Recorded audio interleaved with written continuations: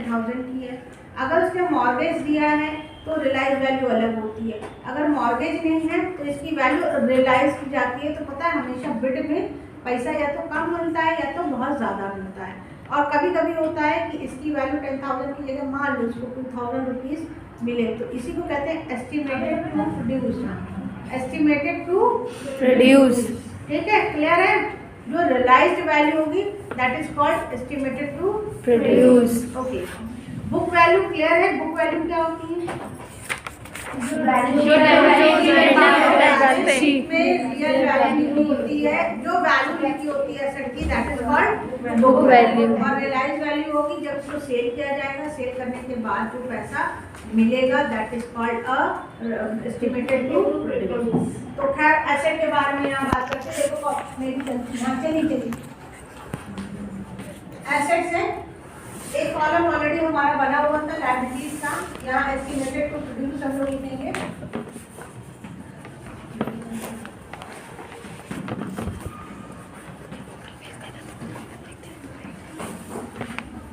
Asset में हमारे पास चूंकि हम लोग list A, list B, list C और लिस्ट डी लेंगे। डी के बाद आता है ई। तो यहाँ लिखेंगे प्रॉपर्टी। प्रॉपर्टी का मतलब समझते हैं आप लोग? संपत्ति। अरे बाप रे बाप, संपत्ति। एज पर लिस्ट ई, ये आ जाएगा ई। लिस्ट ई प्रॉपर्टी। प्रॉपर्टी में ऑल टाइप ऑफ एसेट्स, जितनी भी एसेट्स हैं, केवल एक एसेट को छोड़ के जिसको कहते हैं डेटर्स, उस एसेट को छोड़कर यहाँ पर सारे एसेट आएंगी। एसेट में आप लोगों ने बुक वैल्यू जैसा कि आप लोगों ने 6 बताए थे कल, तो 6 को हम स्किप कर रहे हैं। यहाँ पे लिखते हैं कैश। कैश मानी सिर्फ 2 रुपये मिली होगी, इससे ज़्यादा नहीं होगी कैश। अगर इससे ज़्यादा होगी, अगर 500 तक की कैश होगी तो वो क्या होगा? इंस्टॉलमेंट होगा? नहीं होगा। इसलिए उनकी ज़्यादातर रुपये 2 रुपये होगी। फिर हम यह मान के चलते हैं कि उसके पास बिल्डिंग होगी। बुक वैल्यू की बात हम कर रहे हैं, बुक वैल्यू हम यही लिख दे रहे हैं। मान लीजिए मेरे पास बिल्डिंग 2 लाख की थी, उसकी बुक वैल्यू कितनी थी? 2 लाख। जब रियलाइज की गई मे भी उसकी 10,000 रियलाइज की गई। ठीक है, इसी तरीके से जितने भी हमारे पास एसेट्स होंगी, same assets and then book value and then realised value. Clear? Clear? Yes ma'am. जितने लोग भी कल नहीं आए थे वो चीज़ स्किप करके ये चीज़ समझने की कोशिश करें कि हमारे पास जितनी भी एसेट होगी वो सारी यहाँ पर लिखी जाएंगी और उन पे यहाँ पर एसेट्स की बुक वैल्यू होगी और बाहर होगी उसकी रियलाइज्ड वैल्यू। अच्छा, अगर इसमें हमारे पास शेयर भी है, शेयर भी अगर कहीं किसी ने लिया होगा तो शेयर की भी वैल्यू, शेयर इज एसेट, ध्यान रखिएगा, शेयर एसेट है। अगर आप वैसे तो आप लोग को पता है कि शेयर हमारे पास क्या होती है? कैपिटल होती है। लेकिन चूंकि यहाँ पर ये वैल्यू इसलिए एसेट होगी कि ये इन्वेस्टमेंट पर्पज से इंडिविजुअल में कहीं अपना पैसा इन्वेस्ट किया है, शेयर में इन्वेस्ट किया है, that's why it is an asset. क्या चीज? शेयर। ठीक है, शेयर इंडिविजुअल की बात कर रहे हैं, बट जब हम जब हम कंपनी की बात करते हैं तो कंपनी में हमारे पास शेयर क्या होती है? एज ए कैपिटल होती है, क्योंकि कैपिटल हम लोग लगाते हैं। यहाँ लगा नहीं रहे, यहाँ पर हम इन्वेस्ट कर रहे हैं शेयर्स में, तो शेयर क्या हो जाएगी? एसेट हो गया, इन्वेस्टमेंट होगा। क्लियर? आगे बढ़ते हैं। तो हमारे पास हो गया ये 2 लाख का, जिसमें से 10,000 की रियलाइज हो गई। All type of assets come here rather than of debit. No. तो ठीक है, ये हमारे पास हो गई लिस्ट ई। ये हम कंटिन्यू आगे करेंगे। उसके बाद हमारे पास आता है जिसमें कई इन्होंने नाम भी दिए, cash at bank, cash in hand, deposited with stock and trade, plant and machinery, fixtures, furniture, land and building, share and debentures, life policy. Yes, insurance life policy जानते हैं आप लोग? LIP का नाम सुना है? LIC। LIC नहीं, LIP। अच्छा, LIP पार्टनरशिप पढ़ा था कभी किसी जमाने में? हाँ। उसमें आप लोगों ने पार्टनरशिप में LIP खूब पढ़ी होगी। इंश्योरेंस पॉलिसी वाला एक हाँ तो तुम लोग तो ऑनलाइन था, वो तो स्किप कर पढ़िए। दिया पता था। नहीं। Death पार्टनरशिप थी। पढ़ा था? हाँ, बुक Death, थी अलग से वही तो कह रहे स्किप हो गया होगा, डेथ और रिटायरमेंट, ठीक है कोई इशू नहीं। तो खैर ये लाइफ इंश्योरेंस पॉलिसी के बारे में बात करते हैं। कुछ भी होगा वो भी एक एसेट है क्योंकि वो रियलाइज की जाएगी। और हाँ, LIP पे अक्सर मॉर्गेज होता है, यानी कि उसके LIP का एक सर्टिफिकेट मिलता है, लाइफ इंश्योरेंस पॉलिसी का एक सर्टिफिकेट मिलता है।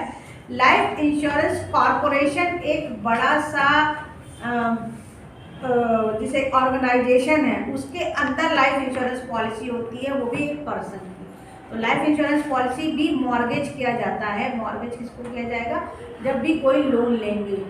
लोन लेंगे कहाँ पर? तो वो या तो फुल्ली सिक्योर्ड होगा या तो पार्टली सिक्योर्ड होगा, ठीक है।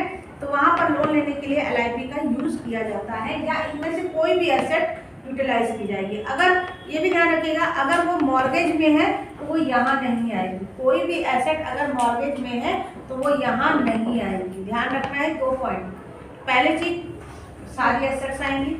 अगर कोई मॉर्गेज में है तो वो एसेट यहाँ पर नहीं आएगी, चाहे वो LIP हो, चाहे वो बिल्डिंग हो, चाहे फर्नीचर हो, चाहे वो एज इट इज कोई भी एसेट हो। उसके बाद हमारे पास आता है, इसको हम हटा रहे हैं, ठीक है, book debts. Book debts as per list F। अच्छा, इसके बारे में आप लोगों ने खूब पढ़ा हुआ है इंडिविजुअल में। आपने जब फाइनल अकाउंट लगाया था 11th में, तो आपने बुक डेब्ट्स के बारे में बड़ा पढ़ा था। बुक डेब्ट्स का मतलब होता है हमारा बैड डेब्ट्स, ना? Yes ma'am. वैसे बुक डेब्ट्स कहते हैं, डेब्ट्स का मतलब है डेटर्स, ठीक है। डेटर्स कौन? 3 तरीके के डेटर्स होते हैं हमारे। एक होते हैं अच्छे वाले, एक होते हैं थोड़ा सा डाउटफुल, और एक होते हैं बहुत बुरे। तो जो हमारे पास अच्छे वाले होते हैं, तो अच्छे वाले यानी कि इसका नाम हम यहाँ पर लिखते हैं गुड। गुड में हमारे पास कहते हैं 1000 डेटर्स थे, 1000 डेटर्स थे, तो उन्होंने हमें कितना पे ऑफ कर दिया? 1000 पूरा पूरा वो पे करेंगे। फिर एक होते हैं दूसरे मेरे, जिसको कहते हैं डाउटफुल। डाउटफुल डेब्ट्स बड़े अच्छे होते हैं। मान लो उनके पास 800 रुपए थे, अगर उन्हें 800 रुपए देने थे तो वो मात्र हमें 200 देंगे। 200 देंगे। यहाँ डाउट में है, हम 800 रुपए पा रहे थे तो उन्होंने कहा भाई हम 200 दे पाएंगे। और उनसे भी कुछ अच्छे होते हैं जिनको कहते हैं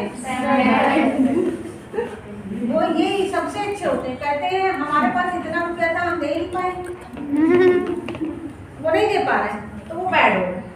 ये कभी आप लोगों ने पढ़ा नहीं, ये आप लोग को क्लियर होगा जब आप क्लियर हो गया होगा, जब आप लोग फर्स्ट ईयर वाला किया होगा तो समझ में आ गया होगा बैड क्या होगा। तो तीनों तरीके के अच्छे अच्छे हमारे पास होते हैं, जिसको अक्सर ये लोग इन दोनों को मर्ज कर देंगे। जब आप लोग क्वेश्चन करेंगे तो इन दोनों को वो मर्ज कर देंगे। हमें नहीं मर्ज करना है, अगर हमें पता है तो हम मर्ज नहीं करेंगे, हमें नहीं पता है तो मर्ज कर देंगे। बस इसका ध्यान रखना कि अच्छे वाले कौन से डेटर्स हैं और बुरे वाले कौन से डेटर्स हैं, बस। तो हमारे good, doubtful and bad debts. तो लिस्ट ई हमारे पास, लिस्ट एफ हमारे पास कंप्लीट हो गई। लिस्ट ई फिर लिस्ट एफ, फाइनली इनको हम जोड़ देंगे। एक छोटा सा और है जिसको कहते हैं BR। BR का नाम सुना है? उसको कहते हैं, उसका एक छोटा सा नाम है, नाम भूल गए, हाँ याद आ गया, बिल्स ऑफ एक्सचेंज।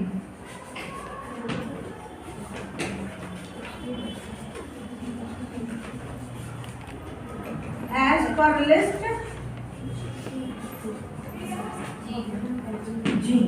जी। इसमें भी 3 लोग होते हैं BR देने के लिए। यहाँ वहां पर BP था, यहाँ है BR। ध्यान रखिएगा, BR। BP हमेशा हमें पे करना होता है, that is liability, BR is asset. तो हमारे पास, मैंने डेटर्स के बारे में बताया था, डेटर्स से रिलेटेड हमारे पास बुक डेब्ट हो गए और BR हो गया। दोनों हमारे डेटर से रिलेटेड होते हैं, ठीक है, क्योंकि दोनों में हमें रिसीव होता है पैसा। तो यहाँ पर तो एक बुरे वाले, अच्छे वाले थे, एक डाउटफुल थे और दूसरे वाले लास्ट में बैड थे। सेम इसमें भी तीनों होते हैं, तीनों इसमें भी होते हैं, बट इसमें एक्चुअली क्या होता है, जितना अमाउंट होता है रियलाइज होता है उसको हम यहाँ मेंशन कर लेते हैं। जितना अमाउंट होगा वो रियलाइज होगा वो यहाँ पर हम मेंशन कर लेंगे। तो हमारे पास हो गया ई, एफ और जी। यहाँ तक का सारा पैसा हम टोटल कर लेंगे। यहाँ पर क्या आ जाएगा, टोटल, मेंशन नहीं करेंगे टोटल, यहाँ टोटल कर लेंगे। टोटल करने के बाद आप लोगों ने कुछ एक वर्ड पढ़ा था कल, as per surplus as per Contra, पढ़ा था? Yes, ma'am. उसको हम यहाँ लिखेंगे, यहाँ जब अमाउंट आ जाएगा तो यहाँ लिखेंगे add surplus as per contra. कल 1 लाख रुपए आया था सरप्लस, ठीक, वो पूरा 1 लाख रुपए यहाँ लिख लेंगे। कहाँ लिखेंगे? यहाँ लिख देंगे। इसके लिखने के बाद हम लोग लिखते हैं, और एक डी में लिखा था हम लोगों ने preferential creditors as per list D, और उसके बाद अमाउंट लिखने के बाद, अंदर ही अमाउंट लिखने के बाद हमने कहा था एज पर कॉन्ट्रैक्ट, कहा था। और कल ये भी बताया था कि ये वाला पेमेंट सबसे पहले किया जाता है, बोला था। जो डी वाला पैसा होता है वो सबसे पहले पे किया जाता है। डी वाला पैसा अभी हमने आपको बता दिया, जिसमें क्लर्क का पैसा था, एम्प्लॉय का पैसा था, प्लस लैंडलॉर्ड का पैसा था, और all type of taxes regarding government, ठीक है। गवर्नमेंट के जितने भी टैक्सेस थे, जितने भी एक्सपेंसेस होंगे, they will payable by two the bid, जो भी ओनर होगा। अब यहाँ पर हमने इसमें से ये ऐड किया, फिर लिखेंगे deduct as per contra list D.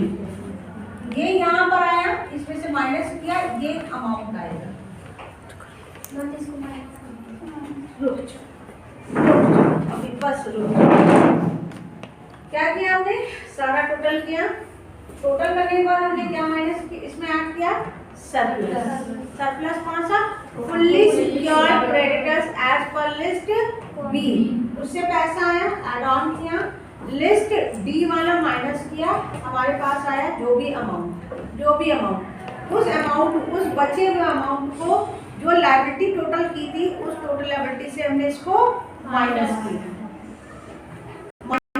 यानी कि जब हम लोग टोटल करेंगे तो ये लायबिलिटी का टोटल, यहाँ पर जो लिखा हुआ है यहाँ बता देते हैं, जो लायबिलिटीज का टोटल, फिर यहाँ दोनों का टोटल पहले लिख लेंगे। मान लीजिए यहाँ पर 2 लाख आता है टोटल, यहाँ भी 2 लाख आता है टोटल, पहले हम लोग टोटल मेंशन कर लेंगे। कैलकुलेशन देखो, चेक करो, पहले दोनों का टोटल हम लिख लेंगे, फिर इसका